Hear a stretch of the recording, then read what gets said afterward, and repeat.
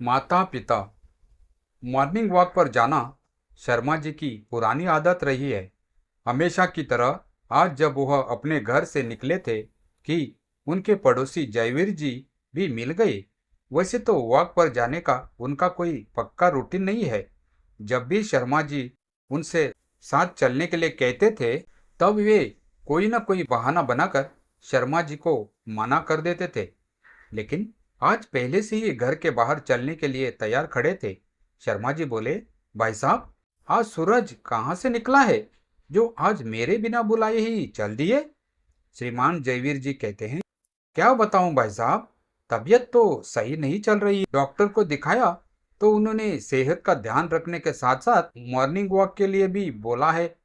तुम अपनी भाभी को तो जानते ही हो, वह एक बार जिस चीज के पीछे पड़ जाती है तो छोड़ती नहीं है। आज वह मुझे वॉक पर भेजने के पीछे पड़ गई तो मुझे आना ही पड़ा। शर्मा जी को उनकी हालत पर हंसी आ रही थी। जयवीर जी भी साथ में हंस पड़ते हैं।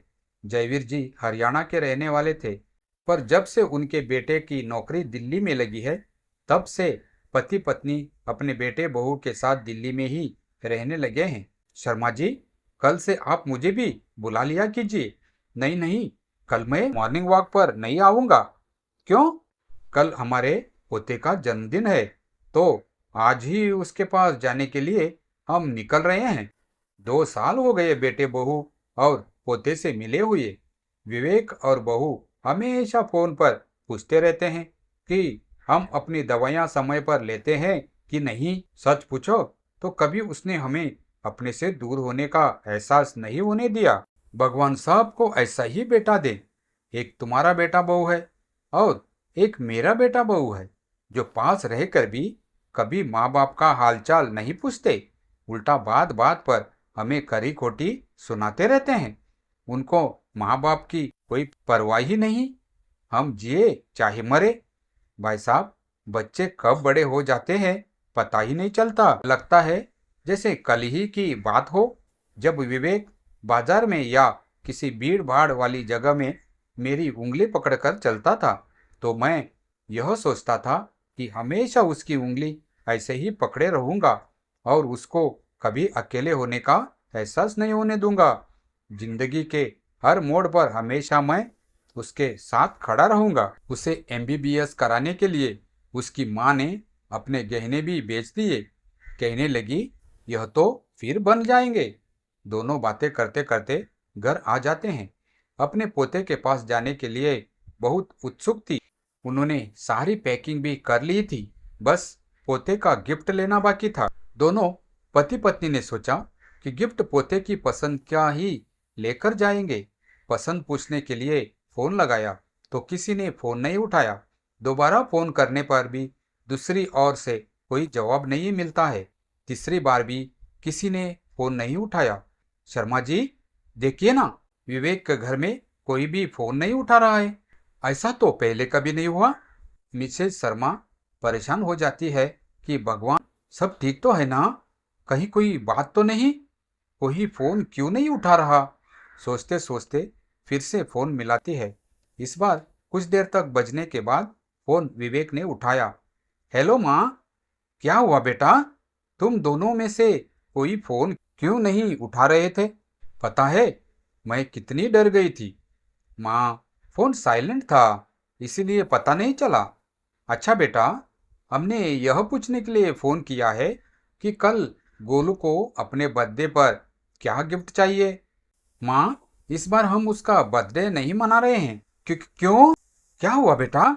माँ, अभी यहाँ मुंबई में नया घर लिया है और कार भी ली है तो बहुत पैसे खर्च हो गए, इसलिए अब की बार खर्चा नहीं कर रहे हैं। कोई बात नहीं बेटा, हम किसी को नहीं बुलाएंगे, बस हम सब परिवार वाले मिलकर अपने बच्चे का जन्मदिन मना लेंगे। पर माँ, अभी उसके लिए भी मेरे पास पैसे नहीं है। अच्छा तो कोई बात नहीं बेटा। माँ फोन रख देती है और सारी बात विवेक के पिताजी को बताती है। दोनों बहुत उदास हो जाते हैं। कई दिनों से बेटे बहू और पोते से मिलने के लिए बहुत उत्साहित थे, पर अब क्या कर सकते हैं। अरे हाँ सुनिए, हम बच्चों को सरप्राइज तो दे ही सकते हैं। कैसा सरप्राइज? क्यों ना हम जन्मदिन का केक साथ लेकर चलें? हमें अपने पास आया हुआ देखकर कितने खुश होंगे ना। हाँ, तुम ठीक कह रही हो। ऐसा करता हूँ, मैं बाजार जाकर बर्थडे कैप और सजाने के लिए कुछ गुब्बारे ले आता हूँ। टॉफियाँ और केक हम वहीं पहुँचकर शॉप से लेते हुए फिर घर जाएंगे। ठीक है। अगले दिन शाम को दोनों मुंबई पहुँच जाते हैं। रेलवे स्टेशन से निकलकर वह एक ऑटो में बैठकर पहले मार्केट में पहुँचते हैं।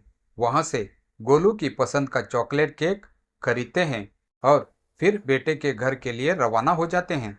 दोनों बेटे बहू को सरप्राइज देने की सोचकर मन ही मन बेहद आनंदित है। कुछ देर बाद ऑटो एक बहुत बड़े घर के आगे आकर रुकता है। पूरा घर रोशनी में जगमग हो रहा था।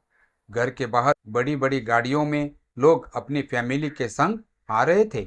मिस्टर शर्मा ड्राइवर से पूछते हैं, अरे भाई, तुमने ऑटो को कहाँ रोक दिया? ड्राइवर कहता है, बाबूजी, आपने मुझे यही एड्रेस तो बताया था। मिस्टर शर्मा ऑटो से बाहर निकलकर आते हैं। घर के बाहर लगी हुई नेम प्लेट देखते हैं। विवेक ने अपनी वाइफ के नाम पर घर का नाम रखा था, अभिलाषा विला। उसके नीचे छोटे अक्षरों में बेटे और बहू का नाम लिखा था। मिस्टर और मिसेज शर्मा अपने हाथ में केक के डिब्बे को लिए हुए घर के अंदर जाते हैं। बेटे ने गोलू के जन्मदिन के साथ साथ नए घर के लिए भी पार्टी रखी थी। पार्टी में शहर के बहुत सारे बड़े लोग फैशनेबल कपड़े पहनकर आए हुए थे और गोलू अपने दोस्तों के संग खेल रहा था। एक बड़ी सी कीमती मेज पर बहुत खूबसूरत बड़ा सा केक रखा हुआ था। सफर करके आए होने के कारण मिस्टर और मिसेज शर्मा बेहद साधारण कपड़ों में थे। मिस्टर शर्मा ने साधारण सा कुर्ता पजामा पहना हुआ था और मिसेज शर्मा भी साधारण सी साड़ी और सादे तरीके से बाल बंधे हुई थी। एक साइड में खड़े दोनों ही लोग सबसे अलग दिखाई दे रहे थे। दोनों पति पत्नी ने एक दूसरे की आंखों में देखा और कुछ बोले नहीं। शायद विवेक के घर का नजारा देख लेने के बाद कुछ कहने की जरूरत ही नहीं बची थी। बिना बोले ही बहुत कुछ कह रही थी उनकी आंखें। जो बेटा बचपन में कभी पापा की उंगली नहीं छोड़ना चाहता था, शायद आज उसे उसी पिता की उंगली को पकड़ने में शर्म महसूस हो रही थी। दोनों वहां से चुपचाप चले गए। रात का समय था। सुनसान सड़क पर दोनों चले जा रहे थे, अनजानी मंजिल की तलाश में। घर से बहुत दूर निकल जाने के बाद सड़क के किनारे एक बेंच पर थक कर बैठ गए। उम्र के इस पड़ाव पर आकर बगल में रखा हुआ केक का डब्बा मानो उसका उपहास कर रहा हो। हमारी समझ में हम सिर्फ पैसा और कमाई को ही करियर मान बैठे हैं। यही कारण है कि बच्चे अपना फर्ज भूल जा रहे हैं। माँ बाप ने अपना कर्तव्य रूपी कर्म बखूबी निभाया, तो आखिर क्यों बच्चे अपने माँ पापा से इस तरह व्यवहार करते हैं? ऐसा समय तो उनके साथ भी आएगा। जब उनके बच्चे ऐसा व्यवहार करेंगे तब उनका क्या होगा? वर्तमान का यह कटु सत्य है। जिस तरह माँ बाप ने अपने बच्चों को पाल पोस कर बड़ा किया और तकलीफों से बचाया, उसी तरह अब बच्चों का कर्तव्य है कि वह माता पिता के ऋण को चुकाएं। अगर आपको हमारी स्टोरी पसंद आई हो तो अपने फ्रेंड्स को शेयर कीजिए और कमेंट में बताइए कि आपको कैसी लगी यह स्टोरी।